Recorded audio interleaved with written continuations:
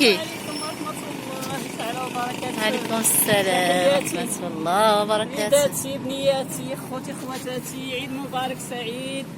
تفرحوا وتسعدوا ان شاء الله بنهار العيد وتدوزوا بخير وعلى خير ان شاء الله يا ربي. امين يا رب. وانتم كتشاهدوا معايا تبارك الله هذه الصلاه هذه الرائعه كما دوزنا في العيد الصغير، وإحنا ما شاء الله عاوتاني في العيد الكبير في عيد الاضحى.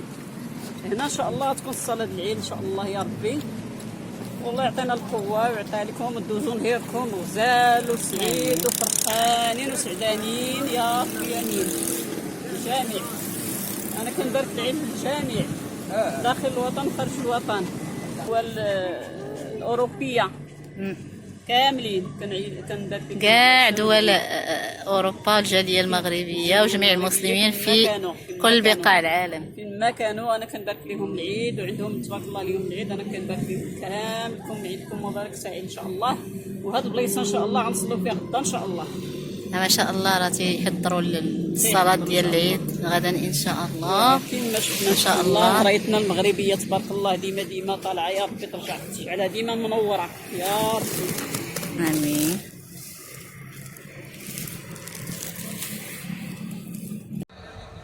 فأبدل الله هذه الأمة بيومي اللعب واللهو، يومي الذكر والشكر والمغفرة والعفو.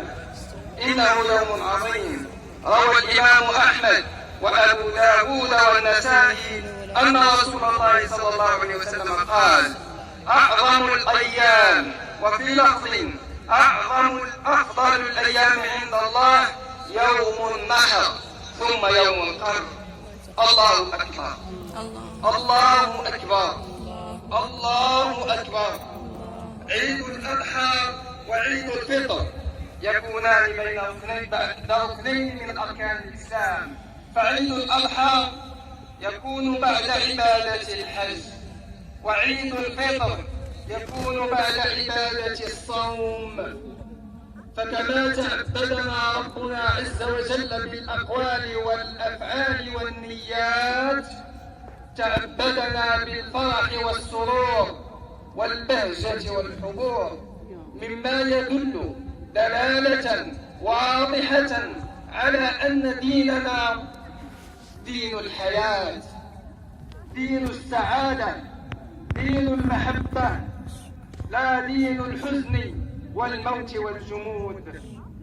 عيد الأضحى شعيرة من شعائر الإسلام، وهو أعظم العيدين وأفضلهما، وهو مرتب على إكمال الحج الذي هو ركن عظيم من أركان الإسلام. فإذا أكمل المسلمون حجهم غفر لهم. وإنما الحج بيوم عرفة، فإنه الركن الأعظم كما قال صلى الله عليه وسلم: الحج عرفة، وهو يوم العتق من النار.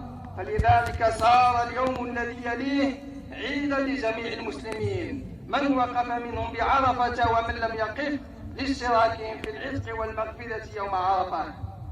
فصار هذا اليوم يوم عيد للتعميم الرباني لمشهد يوم عرفة، إذ يؤدي المسلمون صلاة العيد تحت أشعة الشمس تشبيها بالحجاج لصعيد عرفات، كما فيه تعميم التقرب إلى الله الله أكبر كثيرا، وسبحان الله بكرة وأصيلا. اللهم لك الحمد على نعمة الإسلام والإيمان، ولك الحمد أن جعلتنا من أمة محمد عليه أفضل الصلاة والسلام.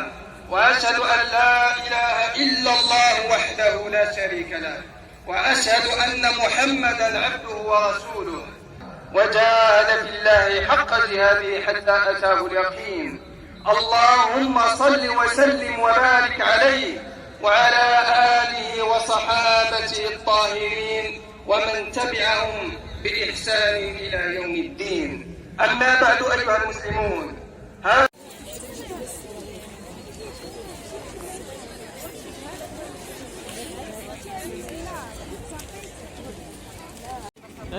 طيفة من اللور.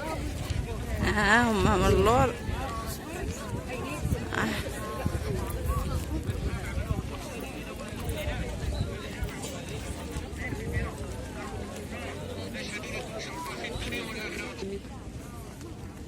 دوري